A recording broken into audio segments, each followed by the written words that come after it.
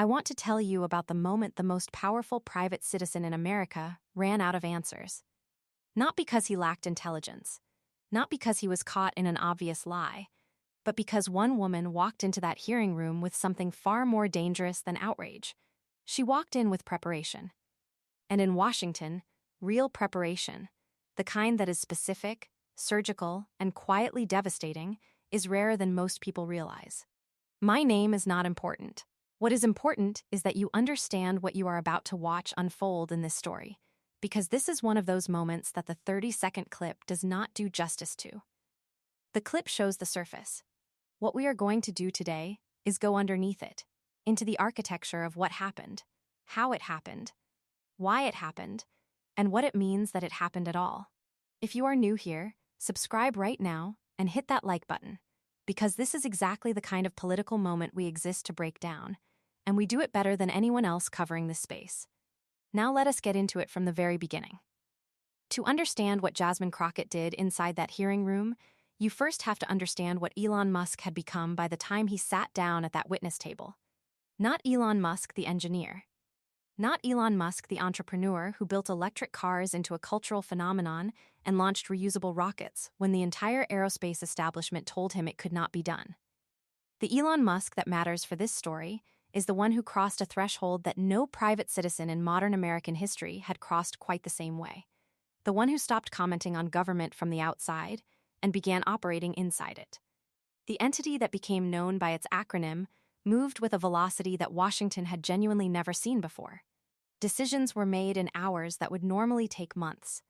Personnel were affected across agencies that had operated independently for decades. Data systems that housed sensitive information about millions of Americans were accessed. Contracts were scrutinized, renegotiated, or terminated. And the whole enterprise was conducted with the energy of a startup disrupting an industry. Except that the industry being disrupted was the federal government of the United States, and the rules that govern how that disruption is supposed to happen are not market forces. They are laws. For a significant portion of the country, this looked like exactly what America needed. Someone finally willing to go into the bureaucratic machinery with a wrench and actually turn something. For another significant portion, it looked like something else entirely. The accumulation of governmental power in private hands operating outside the established legal frameworks that exist precisely because history has demonstrated what happens when those frameworks are bypassed. And those two interpretations created an almost inevitable collision course, with the institution specifically designed to ask hard questions on the public's behalf. Congress. The hearing, when it was finally scheduled, carried weight from the moment it was announced. This was not the kind of oversight event that lands on page 8 of the political section. The scope of what was being examined, the identity of the man being called to account, and the genuine, unresolved questions surrounding what had been done and under whose authority it had been done made this one of the more significant congressional hearings in recent memory before a single question had been asked. Members of Congress approach these hearings very differently from one another, and the difference matters enormously to what the hearings actually produce. Some members use the microphone as a broadcast tower. They deliver statements. They perform for the cameras pointed at their faces. They make the arguments their constituents sent them to make, and they do it loudly, and the witness manages the exchange without particular difficulty, because a speech directed at a camera is not actually a question that demands a real answer. These exchanges make good clips. They do not make good records. Then there is another category entirely. The member who treats a hearing the way a skilled trial attorney treats a cross-examination, who has not just reviewed the public record, but has mapped it, who has identified not just what is known, but the precise gap between what is known and what has been officially claimed, who enters the room not to perform a position, but to extract a specific acknowledgement from a specific witness that would not exist on the official record without this specific moment. These members are rare. They produce the moments that change hearings from theater into accountability.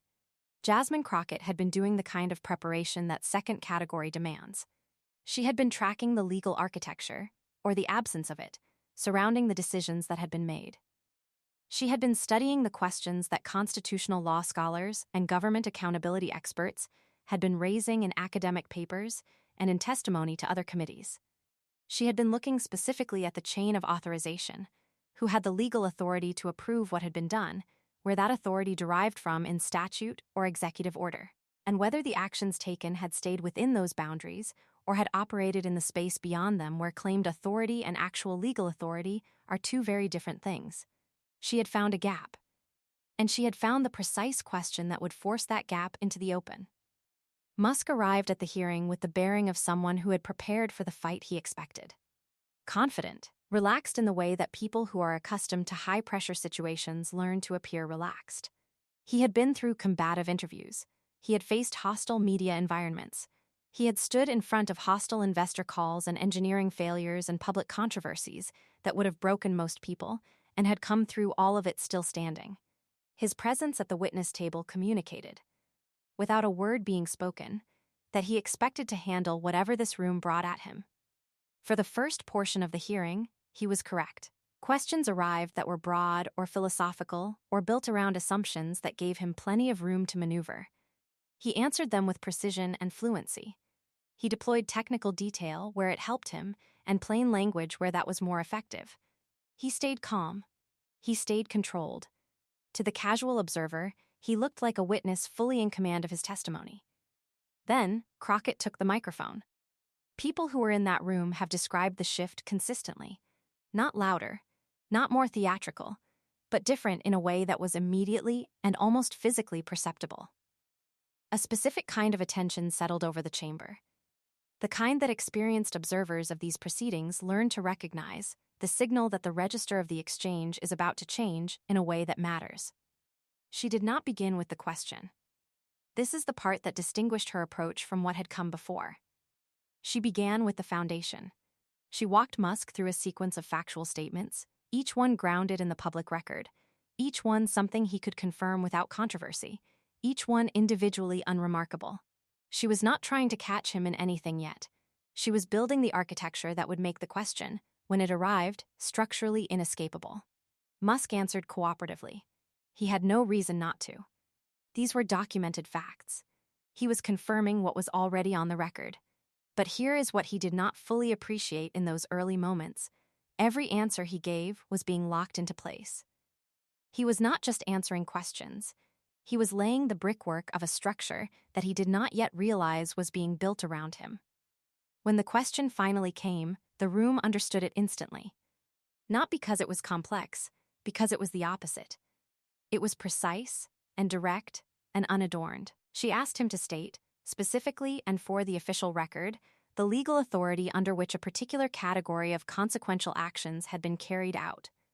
Actions that had affected federal employees. Actions that had touched sensitive governmental systems. Actions that had produced real outcomes for real people. The actions were documented. The question was, under whose authority, derived from what specific legal source, had those actions been authorized? The pause was brief. Fractions of seconds. But in a congressional hearing room, fractions of seconds speak. They communicate that the witness has arrived at something they did not rehearse for, something that requires real-time construction of a response rather than the deployment of a prepared one. The answer Musk gave was careful, noticeably careful, and that carefulness was itself a form of information. He was narrowing his claims. He was hedging in ways that his previous answers had not hedged. He was choosing language that could be walked back if necessary, which meant the language he had been using before, the bolder, cleaner, more confident assertions, was language he was no longer willing to stand behind with full commitment. Crockett heard exactly what had happened. This is where the training is most visible, not in the original question, but in what follows it. She followed up immediately, asking him to clarify one specific element of what he had just said. Not challenging his honesty directly, not making an accusation, simply asking him to be precise about what exactly he had claimed, to take the hedged and carefully constructed answer he had offered and state it in clear, unambiguous terms. He answered again, and the second answer was not quite the same as the first one. The difference was subtle enough that a distracted viewer might miss it. But it was not subtle to Crockett. The claim had shifted. The legal authority he was now describing was narrower than the legal authority that had been cited publicly to justify the full range of actions that had been taken. He had not contradicted himself dramatically. He had done something, in some ways, more significant. He had quietly acknowledged a ceiling that the official position had not previously admitted. She named it. Calmly, without theatrical emphasis, she stated what his first answer had claimed, what his second answer had claimed, and what the difference between those two claims meant. She was not editorializing. She was annotating the record in plain language so that no one in the room, and no one watching afterward, could miss what had just been established. The chamber went quiet in a way that is distinct from the silence of shock. This was the silence that follows when something has been formally documented, when the gap between the public narrative and the official record has been closed in front of witnesses and cameras and the stenographer whose transcript will survive long after the news cycle has moved on. It was the silence of consequence rather than surprise. Musk pushed back in the remaining time. He reasserted the broader justifications for what his organization had been doing. He challenged certain characterizations. He was not going to simply accept the framing she had constructed. But the energy of his pushback was defensive in a way that his earlier answers had not been. He was protecting ground rather than advancing a position. Everyone in the room could feel the difference. The hearing continued. Other members asked their questions. But the terms of the entire proceeding had been reset by what had occurred in those few minutes. Before Crockett's questioning, the hearing had been significant but inconclusive, an important forum for competing positions without a clear moment where the record had been definitively altered. After her questioning, there was something new on the record that had not existed before. Something that legal analysts would be citing, that oversight advocates would be building arguments from, and that journalists with the patience to read full transcripts would be quoting for months.